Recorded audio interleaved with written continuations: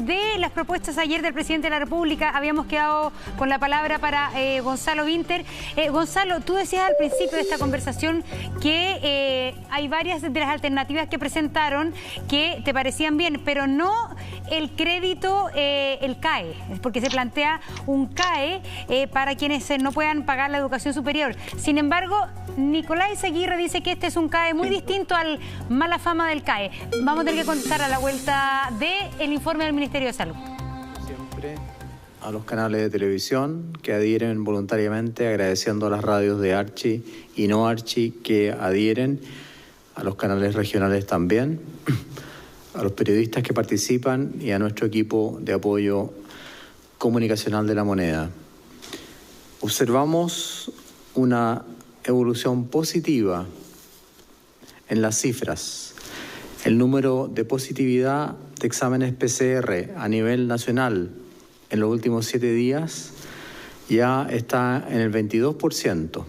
Sin embargo, hoy día la cifra de positividad de PCR bajó ya al 19%. Este es el promedio de 7 días, 22%, y hoy día, afortunadamente, gracias al esfuerzo de la población y de los agentes sanitarios, hemos llegado a un 19% de positividad en exámenes de PCR, reacción de polimerasa en cadena para detectar el virus, lo cual es bueno para el país, para la salud de nuestros habitantes y también para la vida de nuestros habitantes. Seguiremos trabajando, sin embargo, porque esto no significa que vamos a bajar los brazos.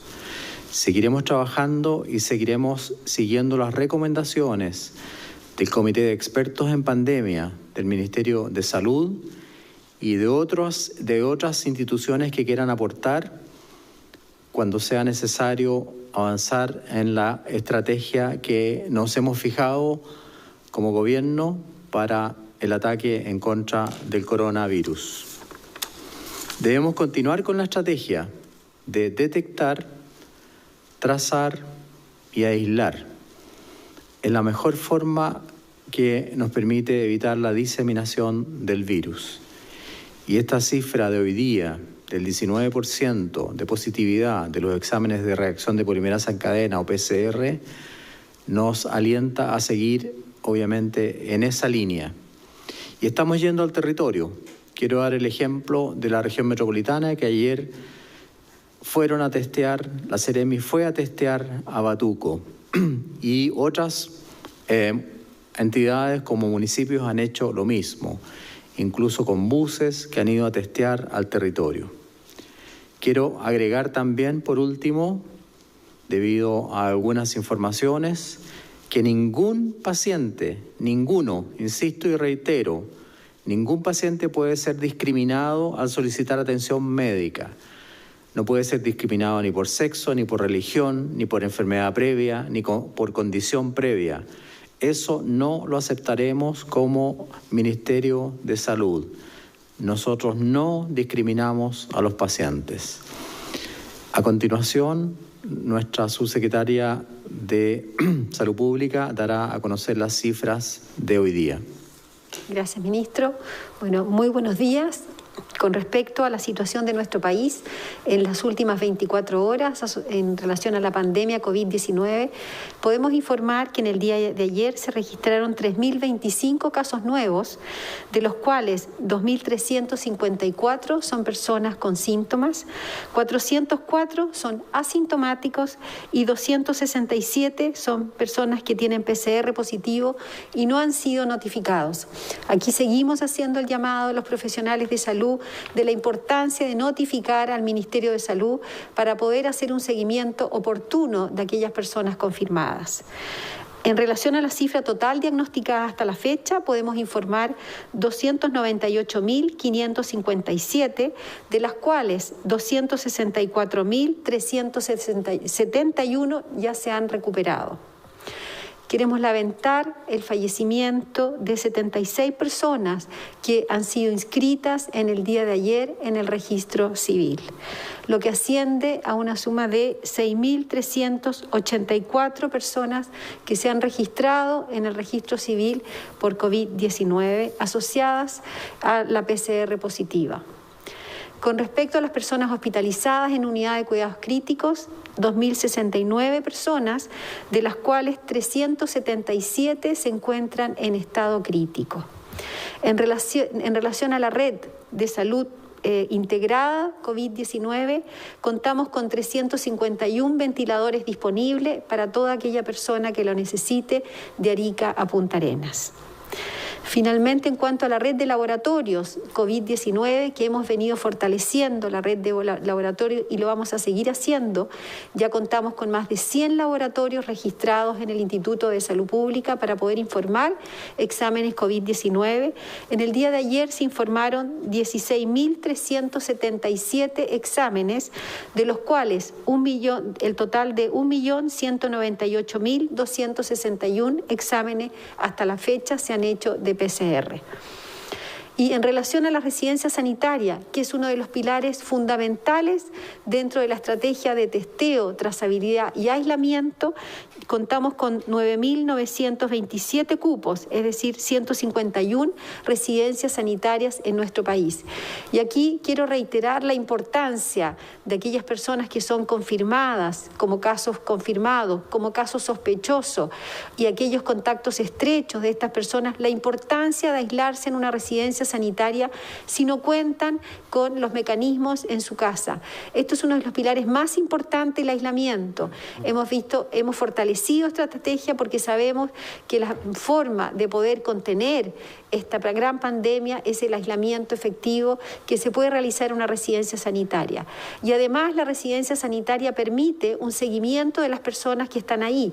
Es decir, en caso que empiezan con sintomatología, con fiebre, con tos, son evaluadas rápidamente por las personas de salud para poder ser trasladadas, si es necesario, a un centro asistencial.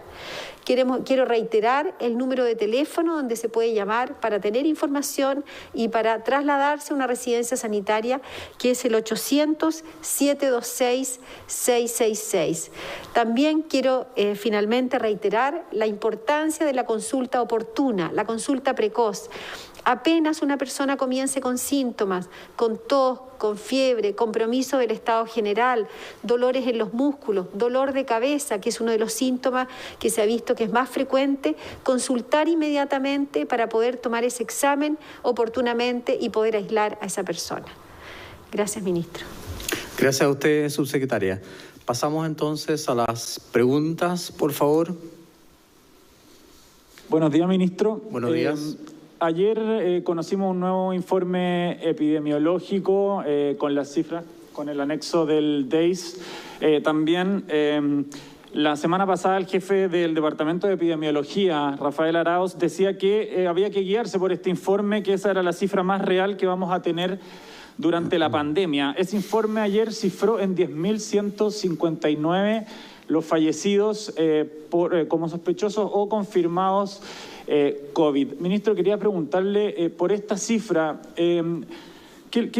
como es la cifra más real que vamos a tener durante la pandemia, como lo decía Rafael Arauz, quería preguntarle por qué en fondo mantener todavía durante la semana este número distinto, este conteo distinto, y tener una vez nomás a la semana esta cifra real. En el sentido también, ¿qué pasa con esas familias? Estamos hablando de más de 4.000 familias que no están siendo en fondo contabilizadas y que también están viviendo estos momentos difíciles en estos momentos.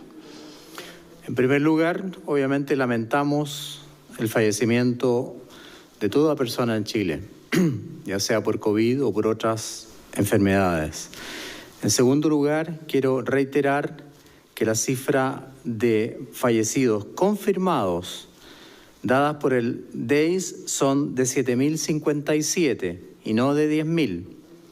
Los 3.102 que usted agrega son los probables, es decir, que están en estudio y no han sido confirmados.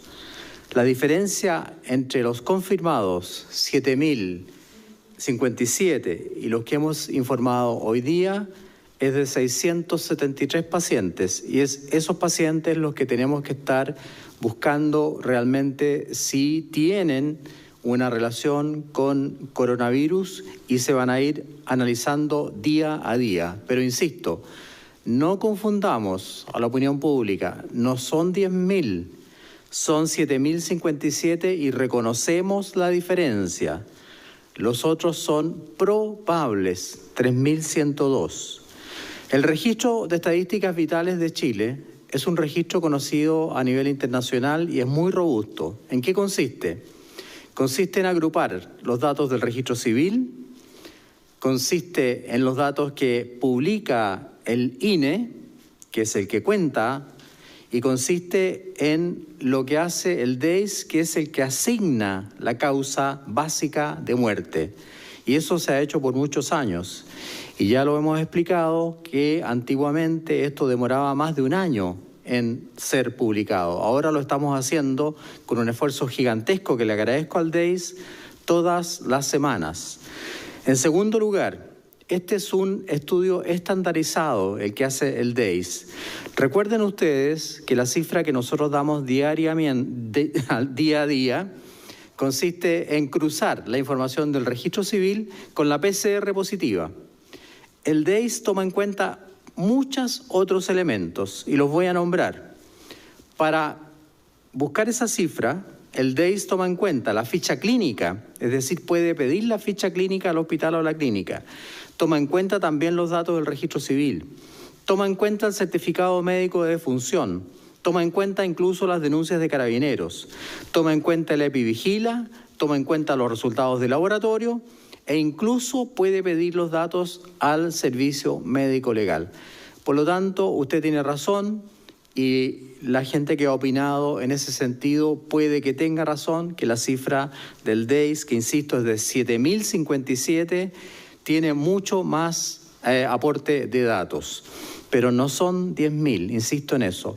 Los casos probables, como su nombre lo dice, es porque no están confirmados todavía que sean fallecidos por coronavirus.